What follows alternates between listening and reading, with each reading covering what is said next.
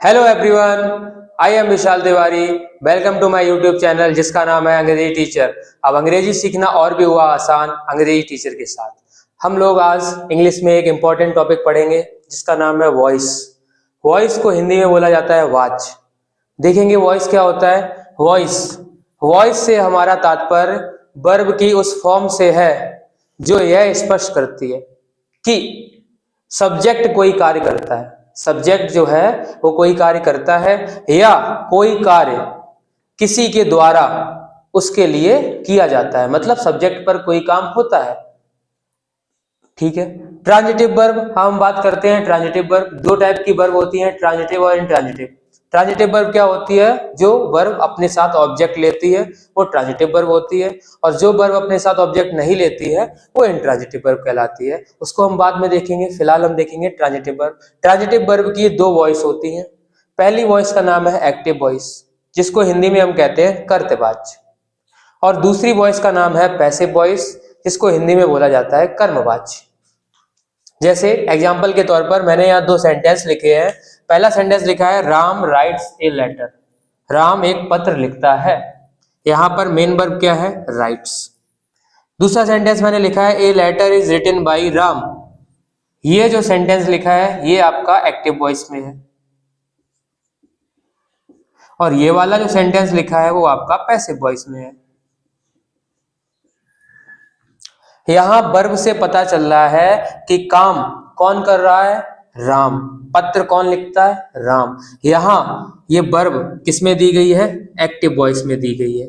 मतलब कोई काम सब्जेक्ट कर रहा है। कौन कर रहा है? सब्जेक्ट। यहां इस वर्ब के द्वारा प्रधानता किसको दी जा रही है? सब्जेक्ट को।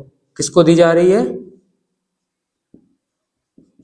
यही नीचे आओ, यहां पर ये वर्ब कौन सी कहलाएगी? Is written. ये वर्ब कहलाएगी पैसिव वॉइस की। यहां जो राम यहाँ सब्जेक्ट था वो कन्वर्ट होकर पैसिव वॉइस में कहां पहुंच गया है? ऑब्जेक्ट की जगह। ये ऑब्जेक्ट हो गया राम, और जो ये ऑब्जेक्ट यहाँ था ये लेटर एक्टिव वॉइस में, वो कन्वर्ट होकर पहुंच गया है सब्जेक्ट की जगह। अब यहाँ इस वर्ब के द्वारा जो प्रधानता दी जा रही है वो किसको दी जा रही है? ए लेटर को। ये क्या है? ये ऑब्जेक्ट है। लेकिन अब पैसिव वॉइस में ये क्या बन गया है? सब्जेक्ट बन गया है। तो हम सीधा सीधा कह सकते हैं कि यहाँ इस वर्ब के द्वारा पैसिव वॉइस में जो कर्म को प्रधानता दी जाती है वही पैसिव वॉइस कहलाता है। ठीक है। अब हम सीधा सा एक देखेंगे एक्टिव वॉइस को पैसिव वॉइस में बदलना। हमने लिखा है एक्टिव वॉइस द सोल्जर सा ए लॉइन। सबसे पहले क्या करेंगे? ये सब्जेक्ट, ये क्या दिया गया है? सब्जेक्ट। ठीक। सा ये क्या होता है? ये है हमारी मेन वर्ब, ये हमारी क्या कहलाएगी? और एलॉइन ये हमारा क्या है? ऑब्जेक्ट। हमको क्या करना है? ऑब्जेक्ट को सब्जेक्ट की जगह लाना है। इस ऑब्जेक्ट को कहाँ लाएंगे? सब्जेक्ट की जगह। अब ये एलॉइन जो यहाँ ऑब्जेक्ट था एक्टिव वॉइस में, वो पैसिव वॉइस में क्या बन गया है? सब्जेक्ट बन गया है। ऑब्जेक्ट को सब्जेक्ट में लाए। फिर अब हम देखते हैं टेंस कौन सा है। यहां पर हमने देखा सा, ये कौन सी फॉर्म लिखी है? ये सेकेंड फॉर्म लिखी है। कौन सी फॉर्म लिखी है? और सेकेंड फॉर्म कौन से टेंस में लगती है? पास्ट इंडेफिनिट टेंस में। पास्ट इंडेफिनिट टेंस का जब हम पैसिव वॉइस बनाते हैं तो हेल्पिंग वर्ब जो है वो दो हेल्पिंग वर्ब्स का प्रयोग होता है। पहली हेल्पिंग वर्ब होती है वॉज। तो मैंने क्या बताया? पास्ट इंडेफिनिट में सेकंड फॉर्म लगती है। जब भी पास्ट इंडेफिनिट टेंस का पैसिव वॉइस बनाते हैं तो दो हेल्पिंग वर्ब्स का प्रयोग होता है। किसका किसका? पहली हेल्पिंग वर्ब होती है वॉज, दूसरी हेल्पिंग वर्ब होती है वर। अब यहाँ ए लॉइन सिंगुलर है इसीलिए हमने यहाँ क्या लगा दिया? वॉज। उसके बाद जो जब पैसिव बनाते हैं तो हमेशा याद रखिए पैसिव वॉइस में वर्ब की थर्ड फॉर्म का प्रयोग होता है। यहाँ ये सॉ सेकेंड फॉर्म है, सा की फर्स्ट फॉर्म क्या होती है? सी। इसकी थर्ड फॉर्म रखेंगे तो हो जाएगा सीन। इसीलिए सा को मैंने किस में चेंज कर दिया है? वॉज सीन में। उसके बाद द सोल्जर, इसको हम ले जाते हैं पैसिव वॉइस में, ऑब्जेक्ट बना देते हैं, और जो भी सब्जेक्ट ऑब्जेक्ट बनता है उसके पहले हम क्या जोड़ देते हैं? बाई जोड़ देते हैं, और ये द सोल्जर यहाँ पर क्या बन गया है? ऑब्जेक्ट। तो इस हिसाब से हम एक्टिव वॉइस को पैसिव वॉइस में आसानी से बदल सकते हैं। क्या? कि द सोल्जर सा ए लॉइन। द सोल्जर सब्जेक्ट सा मेन वर्ब की सेकेंड फॉर्म, ए लॉइन ऑब्जेक्ट, पैसिव वॉइस में जब मैंने बदला तो ए लॉइन को आगे उठा के रखा, उसके बाद हेल्पिंग वर्ब का प्रयोग किया, फिर मेन वर्ब की थर्ड फॉर्म लगाई, फिर इस सब्जेक्ट को ऑब्जेक्ट में कन्वर्ट किया और जो ये नया ऑब्जेक्ट बना उसके पहले मैंने बाई लगा दिया। इस हिसाब से हम कह सकते हैं कि एक्टिव वॉइस से पैसिव वॉइस बनाने में टोटल 4 नियमों का प्रयोग होता है बेसिक से। सबसे पहले सब्जेक्ट को ऑब्जेक्ट बनाया जाता है, सब्जेक्ट को क्या करते हैं, ऑब्जेक्ट बनाते हैं, तथा नए ऑब्जेक्ट, अब तुम सब्जेक्ट को जब ऑब्जेक्ट बनाओगे तो वो नया ऑब्जेक्ट कहलाएगा और उस नए ऑब्जेक्ट से पहले क्या कर दोगे, बाई लगा दोगे, जैसा कि हमने यहाँ प्रयोग किया है। अब ये द सोल्जर सब्जेक्ट का काम कर रहा था, लेकिन अब ये क्या बन गया, ऑब्जेक्ट, और इसके पहले क्या लगा दिया, बाई। पहला रूल क्लियर हुआ। दूसरा, जो ये ऑब्जेक्ट है, एक्टिव वॉइस में ऑब्जेक्ट दिया गया है, उसको हम क्या करते हैं, सब्जेक्ट बनाते हैं। देखिए एलोइन को मैंने क्या बनाया, सब्जेक्ट बनाया। फिर टेंस, फिर हम टेंस की पहचान करते हैं कि एक्टिव वॉइस का टेंस कौन सा है। हमने यहाँ देखा कि यहाँ पर लिखा है सा, ये वर्ब की सेकेंड फॉर्म होती है और सेकेंड फॉर्म लगती है पास्ट इंडेफिनिट टेंस में। तो टेंस के अनुसार हेल्पिंग वर्ब्स का प्रयोग करना। अब यहाँ ए लॉइन सिंगुलर था, पास्ट इंडेफिनिट का टेंस जब भी पैसिव वॉइस में बदला जाता है तो वॉज या वर का प्रयोग करते हैं। ए लॉइन सिंगुलर है तो वॉज, अगर यहाँ प्लूरल सब्जेक्ट होता तो हम वर लगाते। ठीक है भैया, टेंस के अनुसार हेल्पिंग वर्ब्स का प्रयोग कर दिया। ठीक है, क्लियर है। चौथा देखेंगे एक्टिव वॉइस की मेन वर्ब को। मेन वर्ब ये दिख रही है, पैसिव वॉइस में थर्ड फॉर्म में बदलते हैं। हमेशा जब भी आप पैसिव वॉइस बनाओगे मेन वर्ब को हमेशा किस में बदला जाएगा, थर्ड फॉर्म में। तो हमने क्या किया, यहाँ सा सेकेंड फॉर्म में थी, उसको किस में बदल दिया, सीन में बदल दिया। तो इतना सा है हमारा स्ट्रक्चर, क्या करना, एक्टिव वॉइस को पैसिव वॉइस में बदलना। अब यदि सब्जेक्ट या ऑब्जेक्ट कोई प्रोनाउन है तब क्या किया जाएगा। मान लो सब्जेक्ट एक्टिव वॉइस में कोई प्रोनाउन रखा है तो उसको ऑब्जेक्ट पैसिव वॉइस में कैसे बनाओगे। सबसे पहले हम प्रोनाउन देखेंगे। फर्स्ट पर्सन में हमारा प्रोनाउन आता है आई। फर्स्ट पर्सन प्रोनाउन कौन सा होता है, आई। आई के बाद दूसरे नंबर पर आता है वी। उसके बाद सेकेंड पर्सन प्रोनाउन आता है यू। ये दोनों किस में आते हैं, फर्स्ट पर्सन प्रोनाउन में। किस में आते हैं, फर्स्ट पर्सन में। प्रोनाउन की जानकारी होनी चाहिए आपको पैसिव वॉइस बनाने के लिए। ये यू हमारा कौन सा पर्सन होता है, सेकेंड पर्सन। यू के बाद आता है फर्स्ट पर्सन, सेकेंड पर्सन, अब बारी आएगी थर्ड पर्सन की। थर्ड पर्सन में क्या क्या आता है, ही, सी, इट, दे। और थर्ड पर्सन में प्रोनाउन के अलावा नाउन्स भी आते हैं। किसी का नाम होगा तो वो कौन सा पर्सन होगा, थर्ड पर्सन। तो ये सारी चीजें किसमें आ जाएंगी, थर्ड पर्सन में। अब अगर ये एक्टिव वॉइस में सब्जेक्ट हो, मान लो आई सब्जेक्ट है, तो आई का जब तुम पैसिव वॉइस बनाओगे इस आई को क्या बनाओगे, ऑब्जेक्ट बनाओगे, नया ऑब्जेक्ट बनेगा। तो इस आई का जो ऑब्जेक्ट बनेगा वो क्या बनेगा, मी। क्या हो जाएगा, मी। बी का ऑब्जेक्ट क्या हो जाएगा, अस। यू का ऑब्जेक्ट यू ही रहता है। यू का ऑब्जेक्ट क्या रहता है, यू। उसके बाद बात आती है ही की। ही को जब हम ऑब्जेक्ट बनाएंगे तो ही का ऑब्जेक्ट बनता है हिम। सी का ऑब्जेक्ट बनता है हर। इट, जैसे यू का ऑब्जेक्ट यू रहता है वैसे इट का ऑब्जेक्ट भी इट रहता है। और लास्ट बचता है हमारा दे का ऑब्जेक्ट क्या होगा, देम।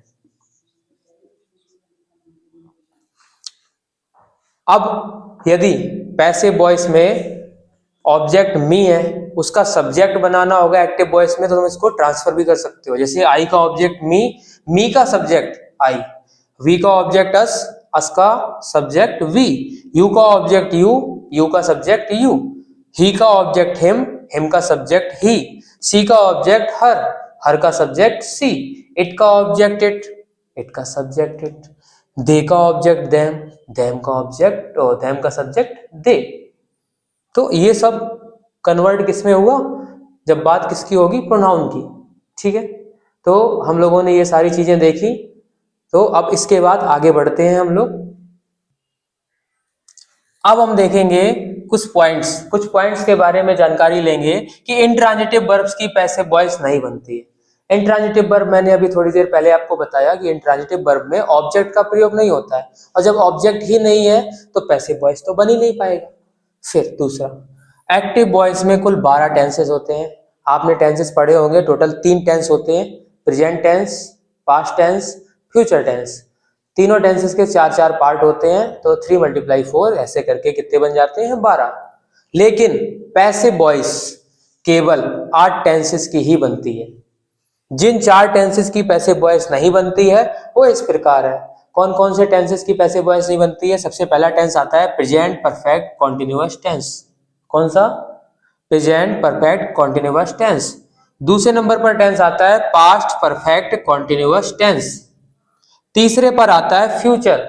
फ्यूचर का कौन सा? फ्यूचर का कॉन्टिन्यूअस, फ्यूचर कॉन्टिन्यूअस टेंस।